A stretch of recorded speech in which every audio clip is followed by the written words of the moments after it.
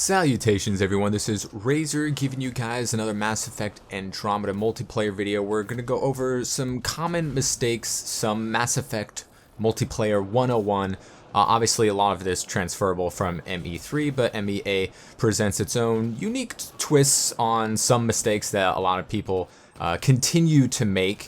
Even if they had hundreds of hours in Mass Effect 3 multiplayer, there's still a lot of things that they did so undesirably. And in Mass Effect Andromeda, there are new players that will be making these same mistakes. So let's go over a quick few of them right here. And let's start off with objectives. Now, there are 4 different objectives in Mass Effect Andromeda multiplayer as of now. Who knows if there'll be a new one in the future, but unlikely. So we have our hack, just the normal straight up hack. We have the multi-hack, you have targets, and you have devices. Now, missile management is very important in this game because, you only get 5, and you're going to want to save those 4 objectives or, really, really tight moments to save a teammate from getting sync killed, things like that. But the objectives, which will be on waves 3 and 6, are going to be your main priorities for saving your missiles. Now, first off, we have targets. Targets is the easiest objective, probably. Unlike in Mass Effect 3, it's completely random what enemy unit will become the target, and there's no way, like you could in ME3, to manipulate what the next target would be, via missiles or multi-kills. So there's no really a way to do that. So basically what you want to do when you get targets is just straight up just go for the targets. Don't waste your time on any other small units or even big units that are not the target, because the sooner you kill all the targets, that means the enemies will stop respawning, and then you can just do your cleanup duty. So targets are the absolute priority. Get to them as soon as possible. Focus fire on them with your teammates. Make sure, everybody is on the same page, but there's always going to be somebody that's like, oh, they got the targets, I'm going to go kill something else. That's not the worst thing in the world that you can do. You could die or just go AFK. Those are the worst options, but just go for the targets. You don't need to missile them. But if it's a really big boss unit or something you just don't want to deal with, and you have some missiles to spare, and it's wave 6, so you already took care of wave 3, then sure, you could use missiles if you want to make sure you get that 3-star objective score. And then we have our data transfer, which is our triple hack. There'll be 3 different spots on the map marked off with a small radius A, B, and C. Now, unlike your normal hack, it does not matter how many people are in the data transfer. It will not increase or decrease the transfer of that data in this objective. So what you want to do here is to split up.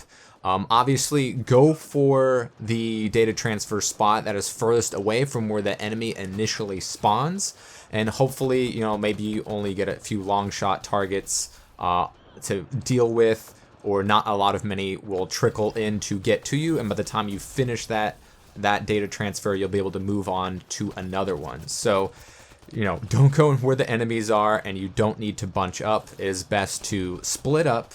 That way you can be doing as many of the data transfers as possible, hopefully at least 2 out of the 3 at a time. Obviously, your teammates they'll try to bunch up because they'll instinctively think it's like the initial hack where it'll go faster if there are more people. That is not the case. So if you're on data transfer and your teammates are, where the enemies are, unfortunately, just go to a different one. Maybe they don't understand how it works, but it's just best to try to get the objective as soon as possible. This is obviously going to be one of the tougher ones to do solo, of course, along with devices, and you may need to use some missiles here as well, especially if you are on the final hack and you have, destroyers or, 10,000 wraiths and observers or, something coming on all over you. So then we have the hack, which is where you're going to have a lot of initial missiles, because quite often the enemies will spawn right where the hack is, and you want to make sure that you can keep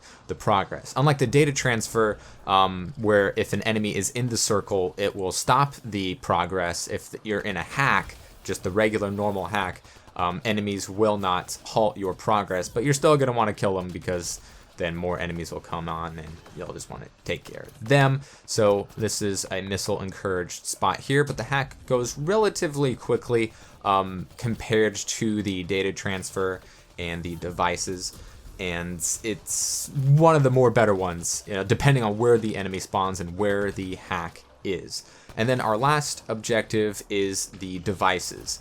Now, the devices is one that you see the most people make mistakes with. If you have an infiltrator, somebody with tactical cloak or somebody who has the grid that can apply it to not just themselves but to multiple people, obviously that is what you're going to want to do your devices. The enemy is usually going to pay you less attention if you are cloaked, so you're going to want to take advantage of that. And if you are the infiltrator, the onus will be on you to do the device, even if your teammates might want to try to help you. Take the initiative and do it, and if you have an infiltrator on your team, then let them do it. It's kind of like an old meme from ME3 that was noted in some of the DLC, that if you got a tactical cloak, then you're the one who should be doing the devices and you should let those people do it. Otherwise, do it obviously as fast as possible. But most importantly, if a teammate is doing a hack and there are not enemies around them, do not go near them to quote-unquote defend them, because all you're actually doing is pulling additional aggro to the person who's defenseless trying to do the device. So if there's a device and there's enemies already there, you're going to want to try to kill them while your teammate gets the device. But if there are no enemies nearby, or the enemies don't know that they're there, whether they're cloaked or they're not, leave them alone so that they can do the device. Otherwise, you're just pulling attention to a defenseless person. And obviously, if you're the one doing the device, and if you're communicating with your team, let them know if there's enemies near you to get rid of them. And if there aren't enemies near you, leave me alone. I have to do the device. You're pulling enemy aggro. Very important, probably the second biggest mistake that people do the most often. And then lastly, we have extraction.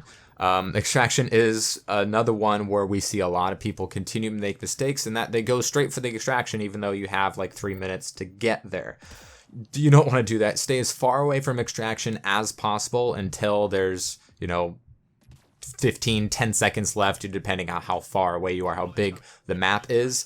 And then you want to go to the extraction. Getting there early is just going to make it harder for you. It's going to get all of the enemies coming in on the extraction. It's going to make it harder for your teammates when they finally make it there. So missiles are not going to help you because they have an infinite spawn budget. They'll just spawn ad infinitum until the extraction is complete.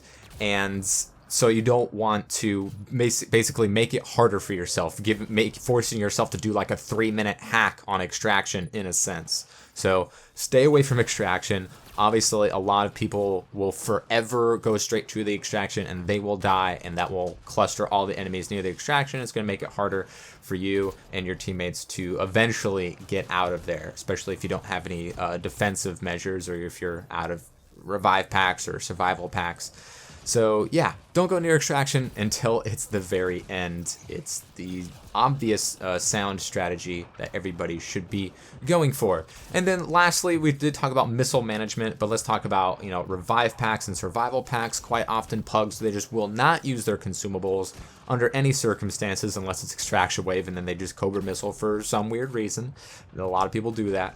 But if your teammates can't get to you, or you're in a spot where it's way too dangerous to get to you, use your survival packs, and make sure to not do a fool's errand in trying to revive a teammate that is just in a no-win situation. It's much better that one of you survive than neither of you. So just some simple basic things when it comes to the gameplay of the multiplayer itself. And you'll start doing a lot better, maybe get some faster times, some better objective scores if you just follow these, pretty simple, pretty basic, obvious to some people, but the majority of people still make most of these mistakes. So don't be one of those people. Subscribe for more, and I'll see you all next time.